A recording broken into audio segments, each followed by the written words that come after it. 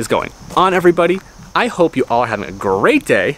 This is going to be an update video on my Chevy LS swapped Volvo wagon. And I know it's been way too long since an update on this car, but where we left off, I just had told you guys about the whole independent rear suspension rebuild I was doing. I have the whole IRS out of my parts car, the one over here under the cover, in the garage, and I am doing a complete overhaul of it. It's been here for a couple years now. It has not moved. She just collected a little dust, not much over the years. But this is where the last video stopped, pretty much right here showing you guys this cradle. And as you can see, it has polyurethane bushings pressed in, still looking nice. This is the upper half, this is the lower half. This one has the poly there, and then new OEM Volvo here.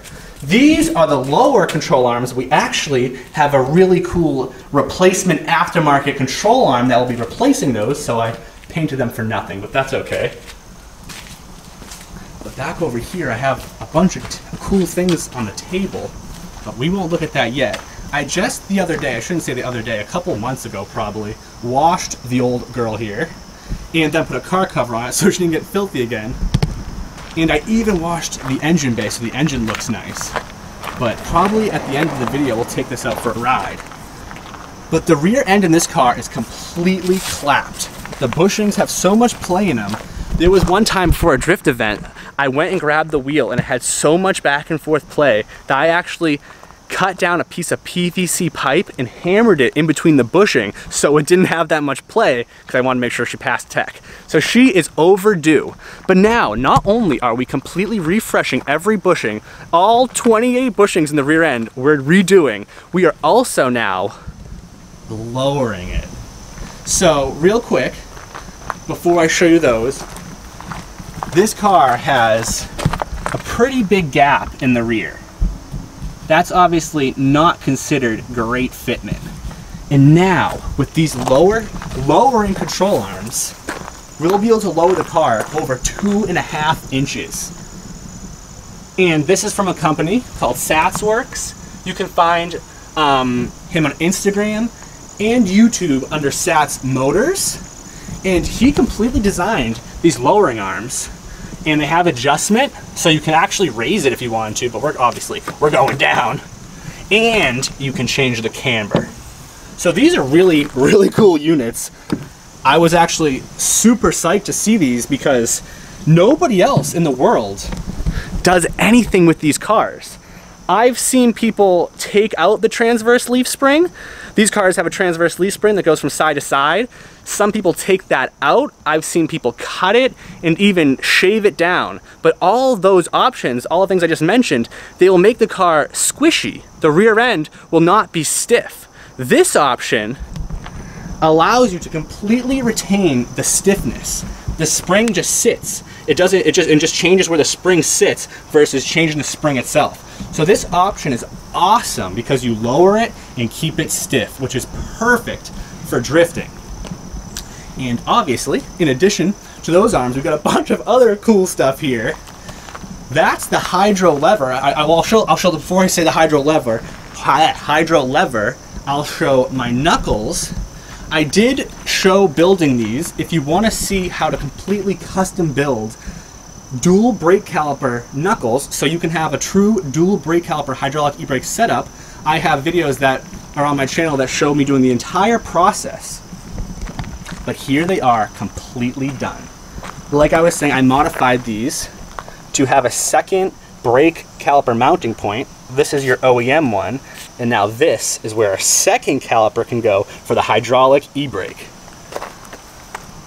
The paint came out really good. I'm so happy. They look very nice.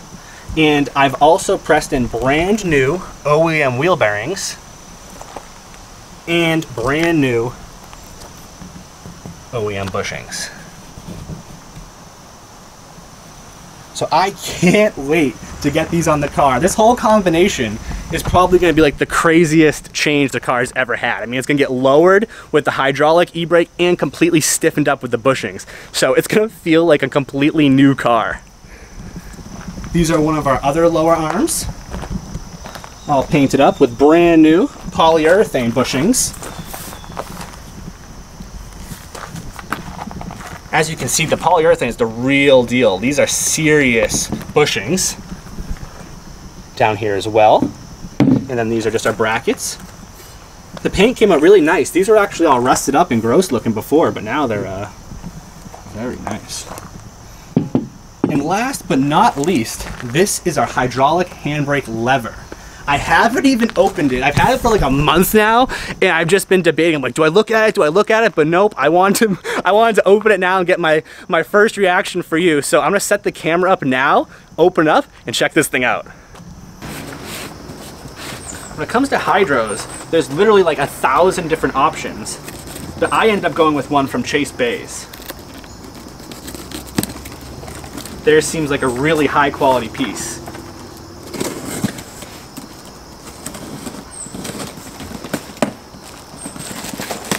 Don't want to nick it.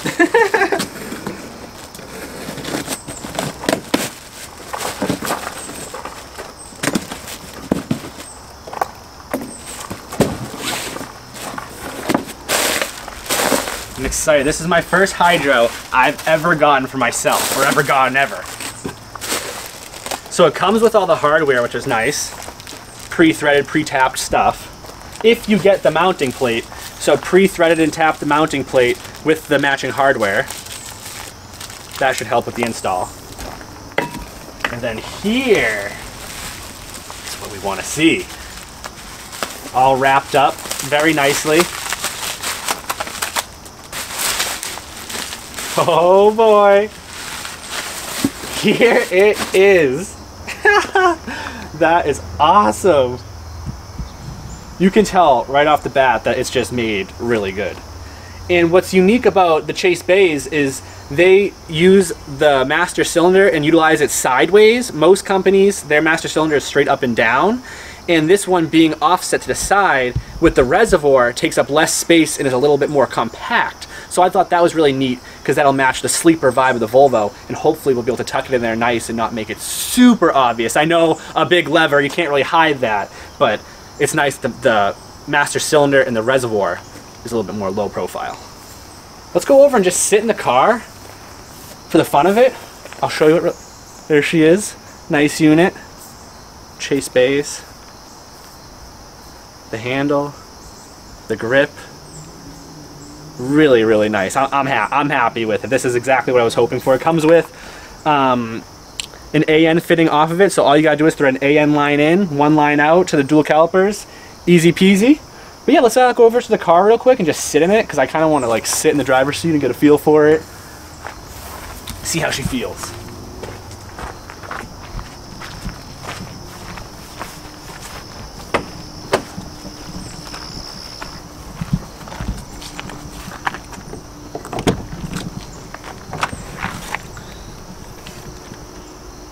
So we're going to be mounting it somewhere down underneath the center console.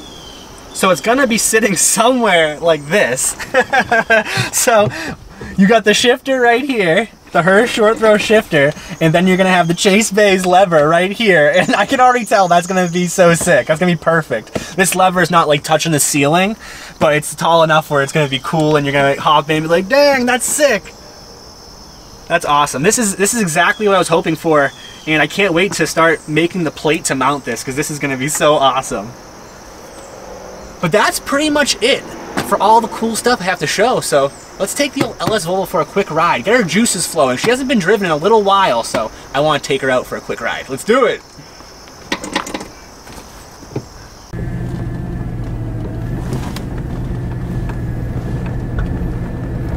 We might hear a little brake noise, because like I said, she hasn't been driven, so the rotors, I'm sure, are a little rusty.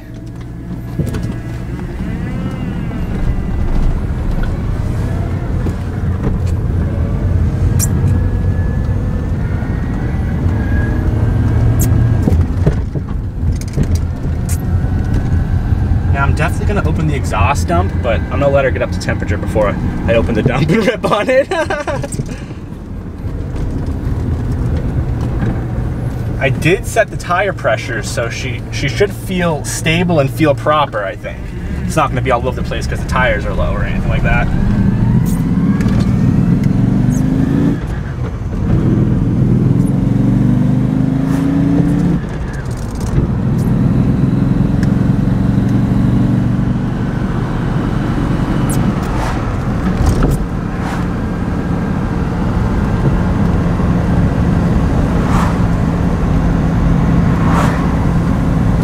Never sat. Nice and smooth.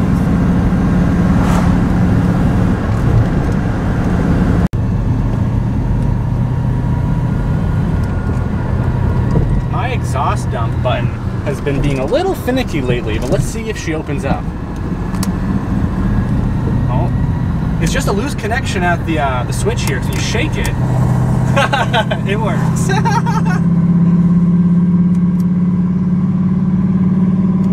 Is unleashed.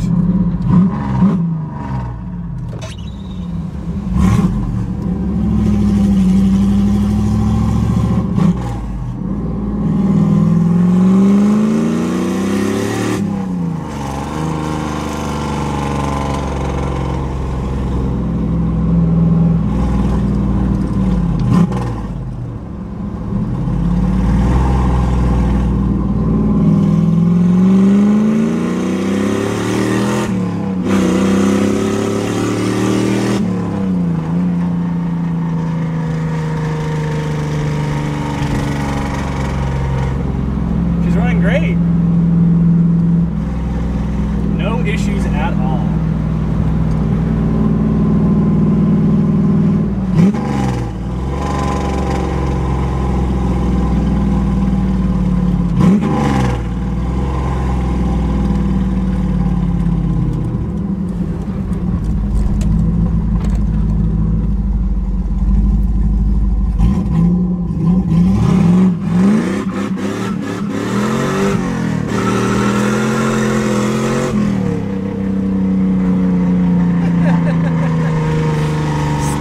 Second nicely, and grab third.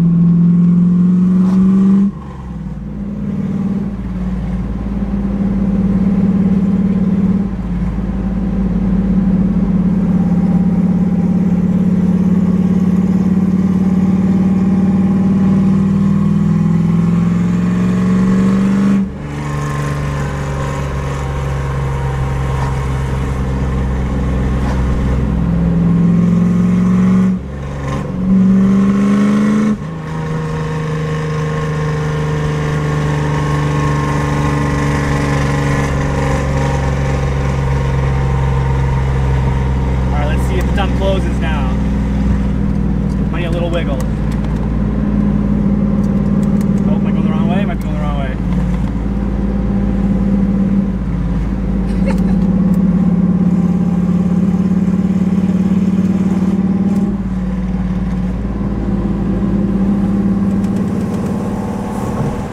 There we go.